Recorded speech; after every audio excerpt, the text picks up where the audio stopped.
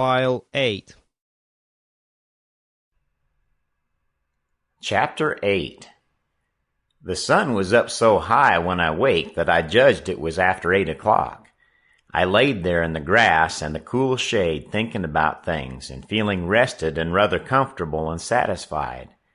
I could see the sun out at one or two holes, but mostly it was big trees all about, and gloomy in there amongst them. There was freckled places on the ground where the light sifted down through the leaves, and the freckled places swapped about a little, showing there was a little breeze up there. A couple of squirrels sat on a limb and jabbered at me very friendly.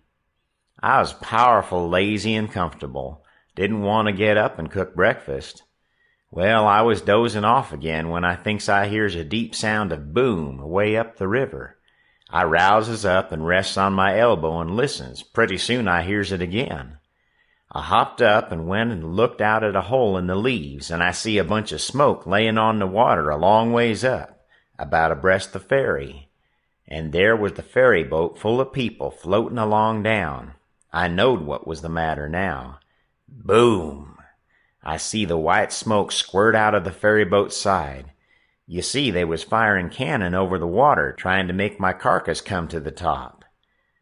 I was pretty hungry, but it warn't going to do for me to start a fire, because they might see the smoke. So I sat there and watched the cannon smoke and listened to the boom. The river was a mile wide there, and it always looked pretty on a summer morning, so I was having a good enough time seeing them hunt for my remainders, if only I had a bite to eat. Well, then I happened to think how they always put quicksilver in loaves of bread and float them off, because they always go right to the ground carcass and stop there. So, says I, I'll keep a lookout, and if any of them's floating around after me, I'll give them a show. I changed to the Illinois edge of the island to see what luck I could have, and warn't disappointed. A big double loaf come along, and I most got it with a long stick, but my foot slipped, and she floated out further. Of course, I was where the current set in the closest to the shore. I knowed enough for that.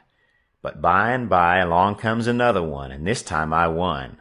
I took out the plug and shook out the little dab of quicksilver and set my teeth in. It was baker's bread, what the quality eat, none of your low-down corn pone.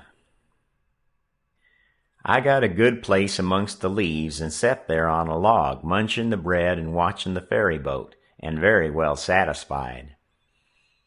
And then something struck me. I says, now I reckon the widow or the parson or somebody prayed that this bread would find me, and here it is gone and done it. So there ain't no doubt but there is something in that thing. That is, there's something in it when a body like the widow or the parson prays. But it don't work for me, and I reckon it don't work for only just the right kind. I lit a pipe and had a good long smoke and went on watching. The ferry boat was floating with the current, and I allowed I'd have a chance to see who was aboard when she came along, because she would come in close, where the bread did. When she'd got pretty well along down towards me, I put out my pipe and went to where I fished out the bread and laid down behind a log on the bank in a little open place. Where the log forked, I could peep through. By and by she come along, and she drifted in so close that they could have run a plank and walked ashore. Most everybody was on the boat. Pap and Judge Thatcher and Bessie Thatcher and Joe Harper and Tom Sawyer and his old Aunt Polly and Sid and Mary and plenty more. Everybody was talking about the murder, but the captain broke in and says, "Look sharp now, the current sets in the closest here, and maybe he's washed ashore and got tangled amongst the brush at the water's edge. I hope so, anyway." I didn't hope so. They all crowded up and leaned over the rails, nearly in my face, and kept still, watching with all their might. I could see them first rate, but they couldn't see me. Then the captain sung out, "Stand away!" And the cannon let off such a blast right before me that it made me deaf with the noise and pretty near blind with the smoke, and I judged I was gone. If they'd 'a' had some bullets in, I reckon they'd 'a' got the corpse they was after. Well, I see I warn't hurt, thanks to goodness. The boat floated on and went out of sight around the shoulder of the island. I could hear the booming now and then, further and further off, and by, after an hour, I didn't hear it no more. The island was 3 miles long. I judged they had got to the foot and was giving it up.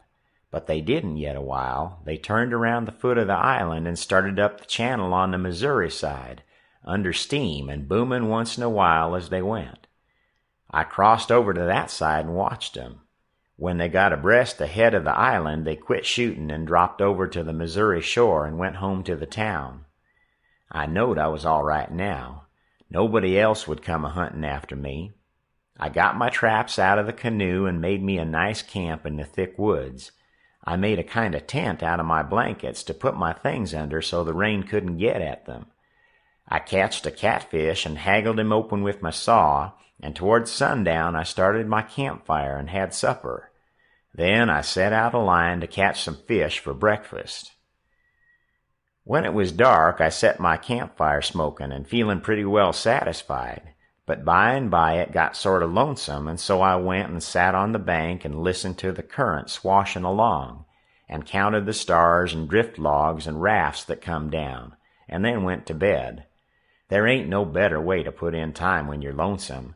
You can't stay so, you soon get over it. And so for 3 days and nights, no difference, just the same thing. But the next day I went exploring around down through the island. I was boss of it. It all belonged to me, so to say, and I wanted to know all about it, but mainly I wanted to put in the time.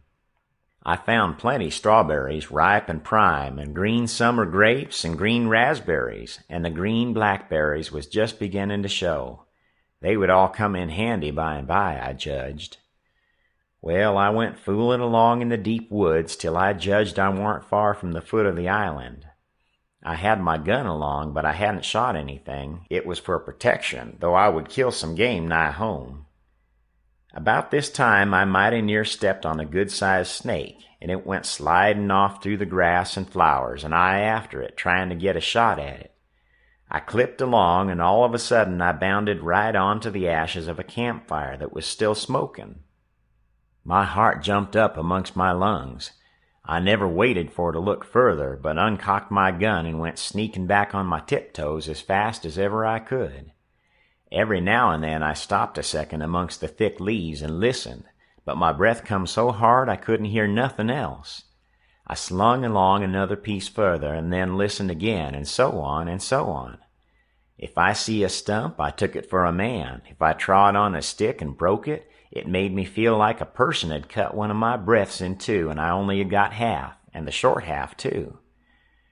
When I got to camp, I warn't feeling very brash, and there warn't much sand in my craw, but I says, this ain't no time to be fooling around. So I got all my traps into my canoe again so as to have them out of sight, and I put out the fire and scattered the ashes around to look like an old last year's camp, and then clumb a tree. I reckon I was up in the tree 2 hours, but I didn't see nothing. I didn't hear nothing. I only thought I heard and seen as much as 1,000 things. Well, I couldn't stay up there forever, so at last I got down, but I kept in the thick woods and on the lookout all the time. All I could get to eat was berries and what was left over from breakfast. By the time it was night, I was pretty hungry. So when it was good and dark, I slid out from shore before moonrise and paddled over to the Illinois bank, about 1/4 of a mile.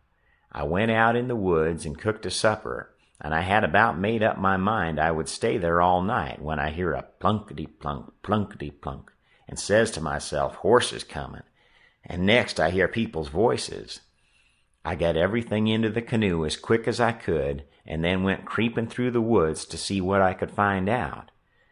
I hadn't got far when I hear a man say, "We better camp here if we can find a good place. The horses is about beat out. Let's look around."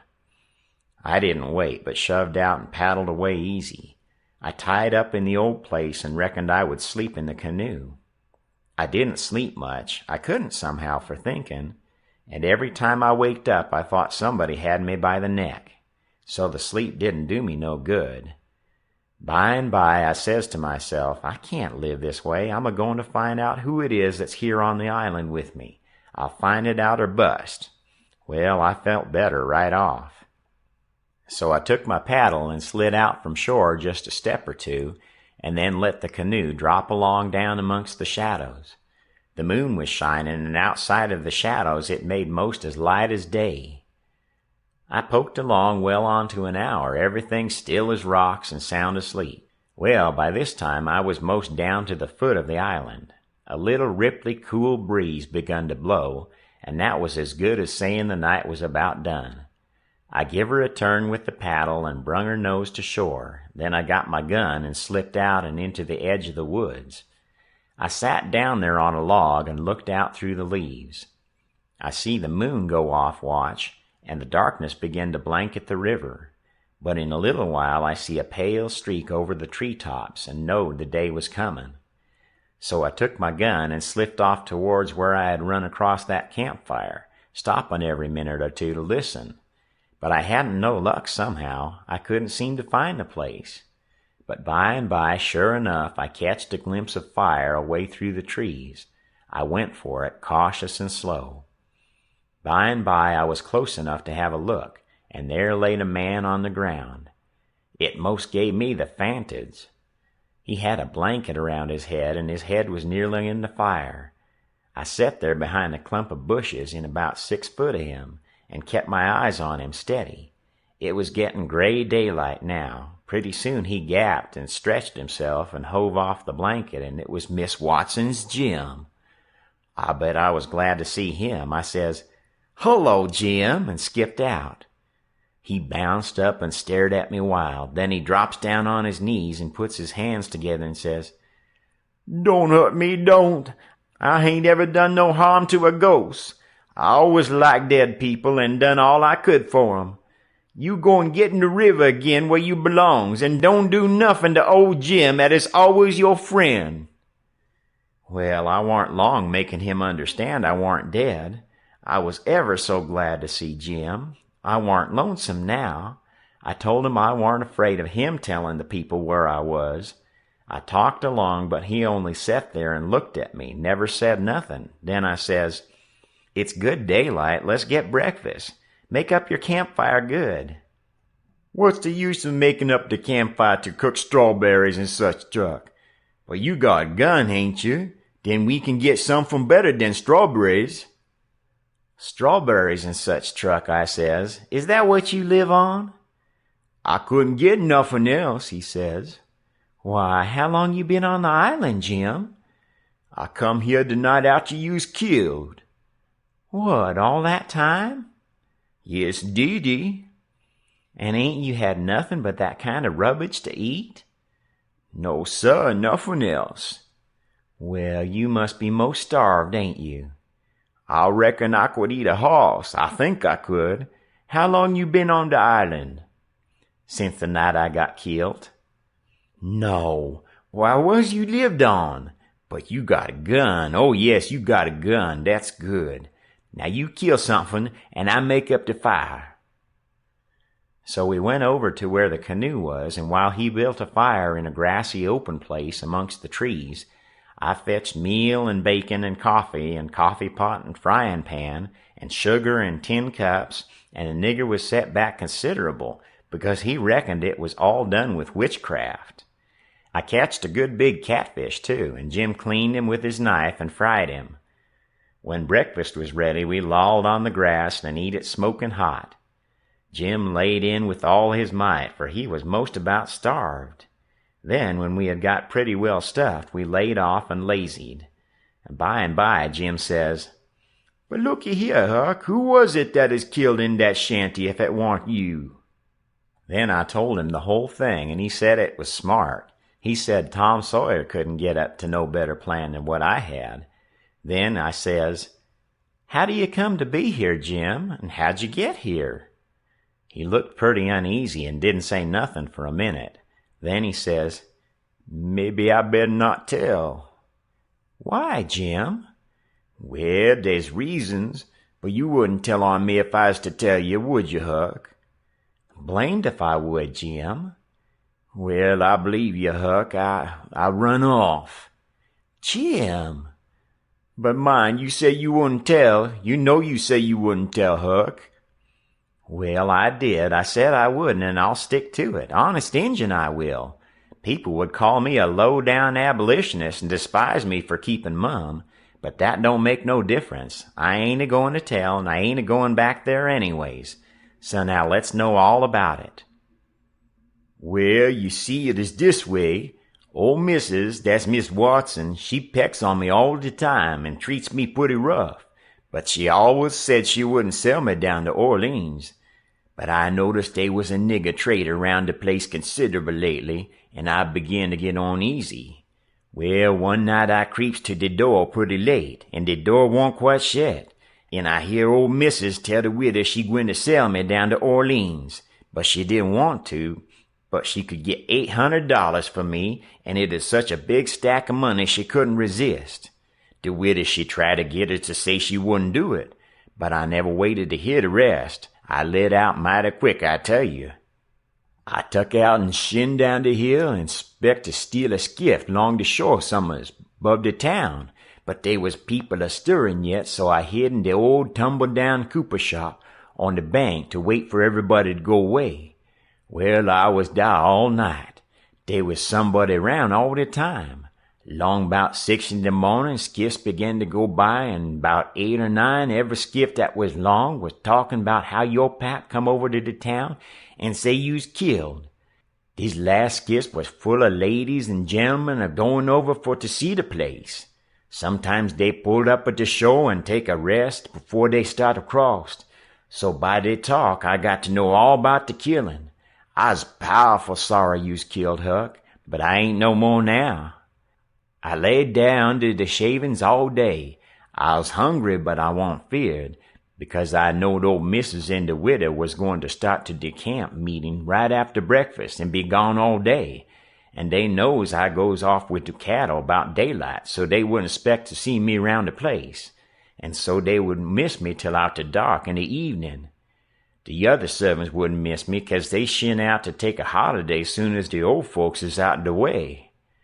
Well, when it come dark, I tuck out up the river road and went 'bout 2 mile or more to where they warn't no houses. I'd made up my mind 'bout what I was gwine to do. You see, if I kept on trying to get away afoot, the dogs would track me. If I stole a skiff to cross over, they'd miss that skiff, you see, and they'd know 'bout where I'd land on the other side, and where to pick up my track. So I says a raft is what I's arter. It don't make no track. I sees a light comin' around the point by and by, so I wade in and shoved a log ahead of me and swum more'n halfway across the river and got in 'mongst the driftwood and kept my head down low and kind of swum agin the current till the raft come along. Then I swum to the stern of it and tuck a hold. It clouded up and is pretty dark for a little while, so I clumb up and laid down on the planks. The men is all way yonder in the middle where the lantern was. The river was a-risin' and they was a good current, so I reckon that by 4 in the morning I'd be 25 mile down the river, and then I'd slip in just before daylight and take to the woods on the Illinois side. But I didn't have no luck. When we was most down to the head of the island, a man began to come aft with the lantern. I see it wa'n't no use for the weight, so I slid overboard and struck out for the island. Well, I had a notion I could land most anywheres, but I couldn't. Bank too bluff. I was most to the foot of the island before I found a good place. I went into the woods and judged I wouldn't fool with rafts no more, long as they moved the lantern round so. I had my pipe and a plug of dog leg and some matches in my cap, and they weren't wet, so I was all right. And so you ain't had no meat nor bread to eat all this time? Why didn't you get mud turkles? How you gwine to get 'em? You can't slip up on 'em and grab 'em, and how's a body gwine to hit 'em with a rock? How could a body do it in the night? And I warn't gwine to show myself on the bank in the daytime. Well, that's so. You've had to keep in the woods all the time, of course. Did you hear 'em shooting the cannon?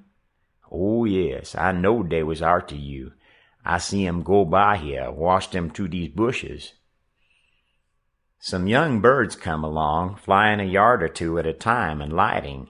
Jim said it was a sign it was going to rain. He said it was a sign when young chickens flew that way, and so he reckoned it was the same way when young birds done it. I was going to catch some of them, but Jim wouldn't let me. He said it was death. He said his father laid mighty sick once, and some of them catched a bird, and his old granny said his father would die, and he did. And Jim said you mustn't count the things you are going to cook for dinner, because that would bring bad luck. The same if you shook the tablecloth after sundown. And he said if a man owned a beehive and that man died, the bees must be told about it before sunup next morning, or else the bees would all weaken down and quit work and die.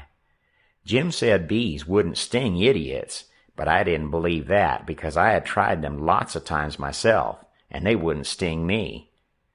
I had heard about some of these things before, but not all of them. Jim knowed all kinds of signs. He said he knowed most everything. I said it looked to me like all the signs was about bad luck, and so I asked him if there weren't any good luck signs.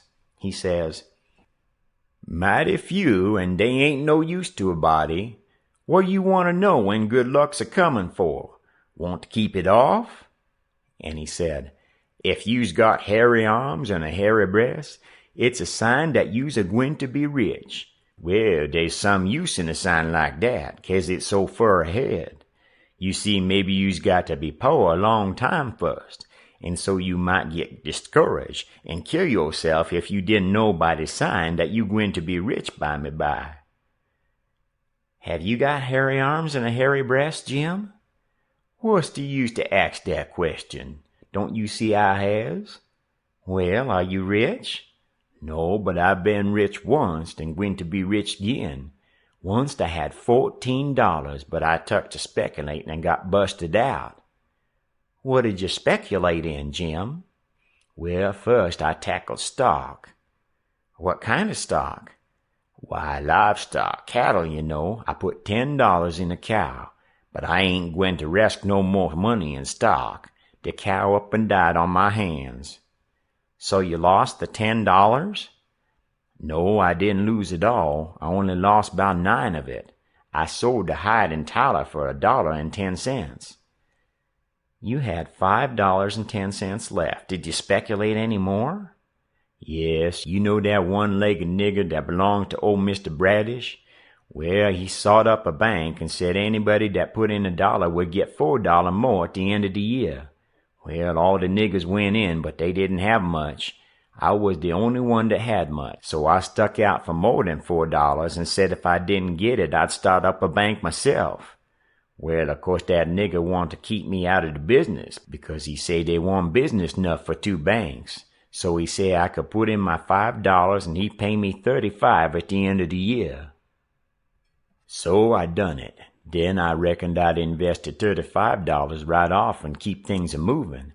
They was a nigger named Bob that had catched a wood flat, and his master didn't know it, and I bought it off of him and told him to take the $35 when the end of the year came. But somebody stole the wood flat that night, and next day the one-legged nigger said the bank's busted, so they didn't none of us get no money. What did you do with the 10 cents, Jim?